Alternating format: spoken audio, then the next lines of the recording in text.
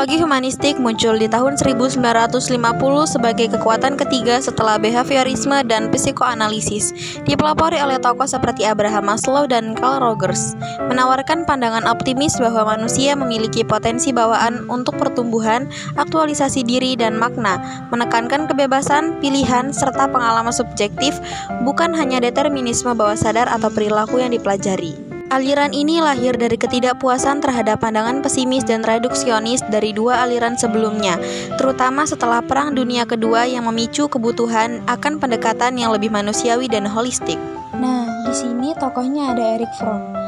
Dia adalah seorang psikolog sosial, psikoanalisis, filsuf humanis, dan sosialis demokrat asal Jerman Amerika yang terkenal karena karyanya yang memadukan psikoanalisis Freudian dengan pemikiran Karl Marx dan mazhab Frankfurt. Mengkritik masyarakat modern karena alienasi dan menekankan pentingnya cinta, kebebasan, dan realisasi diri. Dengan buku terkenalnya termasuk Escape from Freedom pada tahun 1941 dan The Art of Loving pada tahun 1956. Ia lahir tanggal 23 Maret 1900 di Frankfurt, Jerman, melarikan diri dari Nazi, mengajar di Amerika Serikat dan Meksiko, lalu meninggal di Swiss, meninggalkan warisan pemikiran humanis yang mendalam tentang kondisi manusia. Yang berikutnya pandangan Erich Fromm. Yang pertama, pandangan pada hakikat manusia. Fromm melihat manusia sebagai makhluk yang sadar diri, merasa terpisah, dan selalu mencari hubungan yang bermakna. Yang kedua, kebebasan dan pelarian. Kebebasan kadang menakutkan sehingga manusia melarikan diri lewat otoritarianisme atau bergantung pada figur kuat, destruktivitas atau merusak, dan konformitas, ikut arus tanpa jati diri. Yang ketiga, konsep cinta. Cinta adalah seni yang harus dilatih, terdiri dari care, responsibility, dan respect. Dan yang terakhir, kesehatan mental.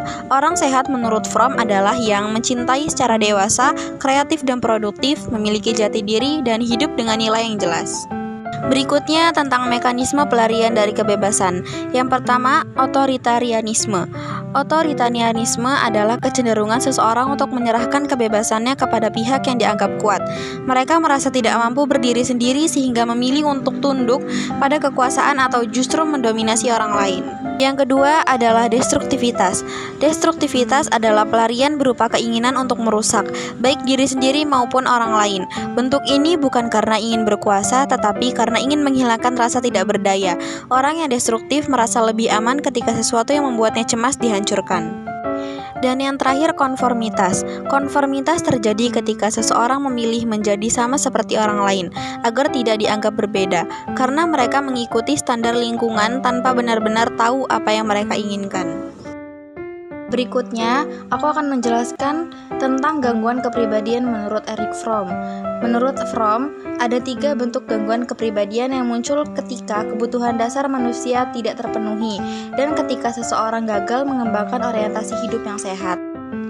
Gangguan yang pertama adalah nekrofilia. Nekrofilia di sini bukan cuma masalah seksual, tetapi lebih ke orientasi kepribadian yang suka pada hal-hal yang bersifat kematian, kehancuran, dan kekerasan. Orang dengan tipe ini merasa tertarik pada hal yang merusak orang lain, bahkan merusak hidupnya sendiri.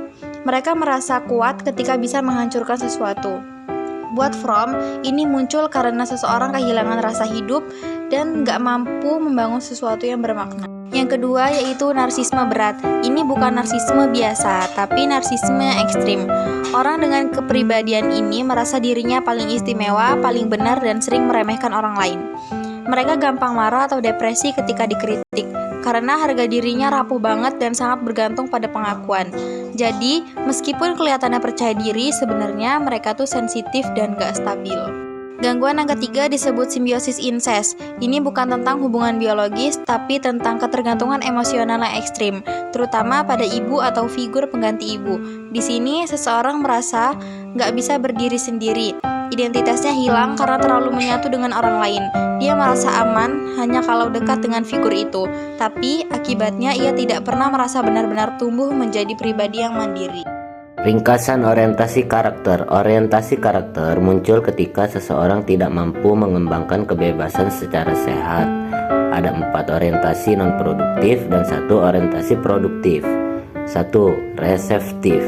Ciri utama: merasa kebaikan berasal dari luar diri, cenderung ingin menerima, bukan memberi, Negatifnya pasif, pasrah, kurang percaya diri. Positifnya menerima, percaya, terbuka. 2. Eksploitatif. Ciri utama: menganggap kebaikan ada di luar diri, tetapi mendapatkannya dengan cara agresif atau memaksa. Negatifnya egois, angkuh, arogan. Positifnya percaya diri, menarik, impulsif. 3. Menimbun. Ciri utama: ingin menyimpan dan mempertahankan apa yang dimiliki, baik uang, perasaan, maupun pikiran. Negatifnya kaku, kering, keras, kurang kreatif. Positifnya teratur, bersih, tepat. 4. Pemasaran. Ciri utama: memandang diri sebagai komoditas. Nilai diri bergantung pada kemampuan menjual diri. Negatifnya tidak konsisten, oportunis, tidak memiliki tujuan jelas. Positifnya mudah beradaptasi, berpikiran terbuka, murah hati.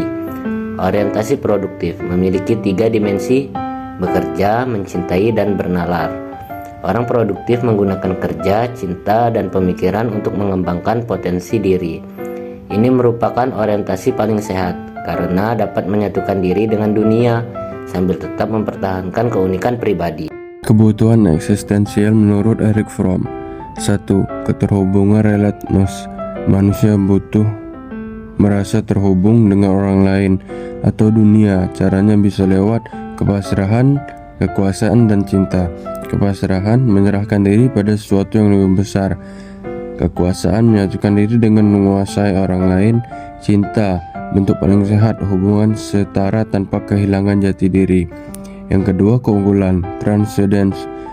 Dorongan untuk melampaui sekedar hidup biologis. Sehat berkarya dan melakukan kegiatan produktif. Tidak sehat berperilaku destruktif ketika tidak bisa mengekspresikan diri secara positif. Yang ketiga, keberakaran rootedness. Kebutuhan akan rasa aman dan merasa punya tempat. Sehat hubungan hangat dan stabil. Tidak sehat ketergantungan berlebihan demi rasa aman. 4. Identitas sense of identity. Kebutuhan untuk tahu siapa diri kita. Sehat identitas muncul dari kemandirian. Tidak sehat identitas semua bergantung pada kelompok atau otoritas. 5. Kerangka orientasi frame of orientation. Kebutuhan akan pandangan hidup yang memberi arah. Tanpa itu manusia merasa bingung dan kehilangan tujuan.